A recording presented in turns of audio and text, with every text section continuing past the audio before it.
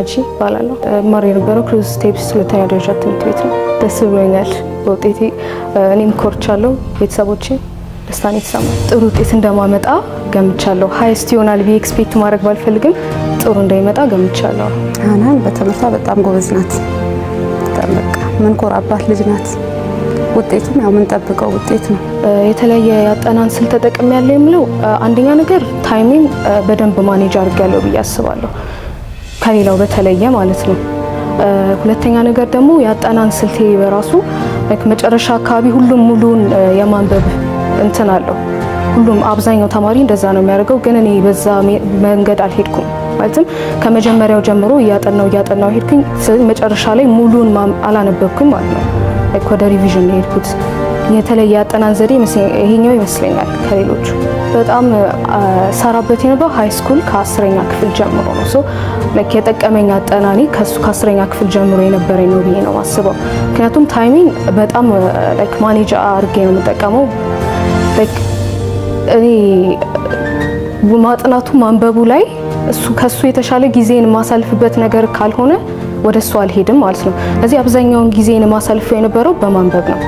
ያጠናን ስልቴ ላይ ቀድሜ ማንበብ ካስተማሪ እሱ አንድ ማረገው ነገር እሱ ነው። ከድሮም ጀምሮ ማለት ነው ቀድሜ ያነብ ነበር። ብዙ ጥያቄዎችን በደንብ ፕራክቲስ አረግ ነበር ማለት ነው። 10ኛ ክፍልም 11ኛ ክፍልም እንደዛው ቀድሜ ያነባለሁ እና ደግሞ ላይክ በደንብ ጊዜ ሰጥቼ አነባለሁ ማለት ነው። 12ኛ ክፍል ከገባውን በኋላ እንደዛ ነው። ግን ያኔ ደግሞ ላይክ ብዙ መጽሐፎችም ስለነበሩ ምናምን ከመጀመሪያው ጀምሬ የጨረስኩኝ ሄጄ መጨረሻ ላይ ሁሉንም እንዳላነብ ማለት ነው ሪቫይዝ ብቻ ነው ያደረኩት። የተለየ አጠናን ዘዴ ጥሩ ውጤት እንዳመጣ ይረዳኝ ይሄ ነው ብዬ አስባለሁ። የሷ ውጤት እኛ ተስፋ ማድረግ የጀመርነው 8ኛ ሚኒስትሪ 100% መጥቶ ተሸላሚ ስትሆን ጀምሮ ነው። ከዛ ጊዜ ባለው ጊዜ በደረጃ ነው ተሸላሚ ነው። የደረጃ ተማሪ ነች። በተለይ ውድድሮችም ትሳተፋለች። ለምሳሌ በልደታ ክፍለ ከተማ ክዊን ሆና ነው 2014ን ያጠናቀቀችው። ከዛን ጊዜ ጀምሮ የተለየ ማየው እሱ ነው። ከትምህርቷ ላይ የምትይ ያው ስታጠና በፕሮግራም ነው፣ በምንም ነገር እንትናተልን በቃ ትኩረቷ ሙሉ ለሙሉ ወደ ትምህርት ነው። እኔ አሁን ከወቅቱ ካሉት ጋር ሳወዳደራት ሀናን የሶሻል ሚዲያ ላይ ብዙም የተለመደች አይደለችም። በተወሰነ ጊዜ ትምህርታዊና ለትምህርት ጉዳዮች ብቻ በሆነ ትንሽ ትርፍ ጊዜ ይኖራት የራሷ የምትዝናናበት ከተጠቀመች ነው። ማለት ብዙ ሰዓቷን የምታጠፋው በጥናትና በትምህርት ዙሪያው ነው። ከጓደኛ ለምሳሌ ያልሽው እኛ እንኳን በራሱ የሆነ ፕሮግራም የሆነ ቦታ ይዘናት ልንሄድ ጥናት ካለበት የቤት ስራ ካለባት ነው የምትለው። ምክንያቱም ለዛ ነው ቅድሚያ የምሰጠው። ጓደኛው ላይ ትምህርት ቤት ያለው እንጂ ቤት ከመጣች ጓደኞቼ ጋር ሊደላ ከጓደኛ ጋር ላሳለፍ ብላ የምታቃጠለው ሰዓት የላትም። እኔ እስከማውቀው ድረስ እስካለኝ ድረስ ያ ሰዓት ከትምህርት ጋር በተያያዘ ብቻ ነው ጓደኝነቷን የምታሳልፈው። ከትምህርት ቤት ጋር የሚገናኙ ከሆኑ በትምህርት ቤት ኢንፎርሜሽን የምናገኝባቸው እነሱን ጠቀም ነበር እና ሌሎችን ላይክ ዩቲዩብ ምናምን ጠቀማለሁ። ለትምህርት ሲሆን ብቻ ነው። ግን ላይክ አሁን ለምሳሌ ማትሪክስ ሲደርስ በሱ በጣም ዲስትራክትድ እንዳልሆን እሱን ላለመጠቀም ላይክ ያደለትኳቸው አፖች ምናምን አሉ። ስለዚህ በጣም ዲስትራክት ያደርጋል። ግን ላይክ ሰልፍ ኮንትሮል ሰልፍ ዲሲፕሊን ነው የሚያስፈልገው። ይህ ሶሻል ሚዲያ እጠቀማለሁ፣ ግን በጣም በመጠኑ ነው የምጠቀመው ማለት ነው፣ ለትምህርት በሚያግዝ መልኩ። እኔ ወላጆች ጋር እንትን ምለው ትንሽ ምናልባት ወይ ከማየው ወይ ከምሰማው ልጆችን ለጥጦ ነገሮች አለመልቀቅ፣ ይሄ በጣም መያዝም ሳይሆን ለጥጦ አለመልቀቅ እና አጠገብ ማድረግ የተሻለ ነው። ይሄ ከራስ ጋር አለ አይደለም። በተለይ ደግሞ በየትኛውም እምነት ይሁን እምነታቸው ጋር አብሮ ቢከታተሏቸው እኔ መልካም ይመስለኛል። ለጥጦ መልቀቅ ሲልሽ አሁን ከሳንቲም አንፃር ይሄ እላፊ ስልክ ገዝቶ መስጠት ምናምን ለምሳሌ አሁን ያ ብትጠይቀን እንሰጣታለን፣ ግን ምን ያህል ደረጃ ራሷን ቆጥባ እንደምትጠቀም ስለምታውቅ እሷም አትፈልግም። ለምሳሌ ምክንያቱም ራሷን ግን አንዳንድ ወላጅ ይህንን ነገር ቢጠነቅ ከራሳቸው ጋር ቢያቀርቡና ያለው ነገር ቢከታተሏቸው መልካም ነው ብዬ አስባለሁ። ውጤት እንደዚህ የሚሆንበት ምክንያት ተማሪው ትኩረት አለመስጠቱ ነው። ትኩረቱን ወደ ትምህርት ቢያደርግ እና ትንሽ ቢጥር በመጣሩ ትንሽ ቢጥር በሚችለው ያክል ለውጥ ይመጣል። በራሱ ቢጥር ማለት ነው። ከሌላ ሰው ከመጠበቅ ከተቆጥቦ በራሱ ቢጥር ገና ካሁኑ ጊዜውን ቢጠቀም ለውጥ መምጣት ይችላል። የተለየ ታለንት ስላለን ምናምን አይደለም የምንሰራው። ጊዜን በመጠቀም በሰልፍ ዲሲፕሊን ጊዜን በመጠቀም የተቻለን ሁሉ በማድረግ ይቻላል፣ መስራት ይቻላል። ሶ በደንብ ፎከስ አድርገው ጊዜያቸውን ተጠቅመው የለፉበትም ስለሆነ የብዙ ዓመት ልፋታቸውም ስለሆነ ፎከስ አድርገው ለዚህ እንዲዘጋጁ መክራቸዋል። ፓሽኔ ባዮሜዲካል ሳይንቲስት መሆን ፈልጋለሁ። ሶ በሱ ስፔሻላይዝ ማድረግ ደግሞ የምፈልገው አስ ኤ ፋርማኮሎጂስት ነው። ምክንያቱም በጣም ድራግ ዴቨሎፕመንት ማለት በጣም ኢንትረስቲንግ ስለሆነ ለኔ ዝንባሌው እሱ ስላለኝ በጣም እሱ ላይ መስራት የምፈልገው አስ ኤ ፋርማኮሎጂስት።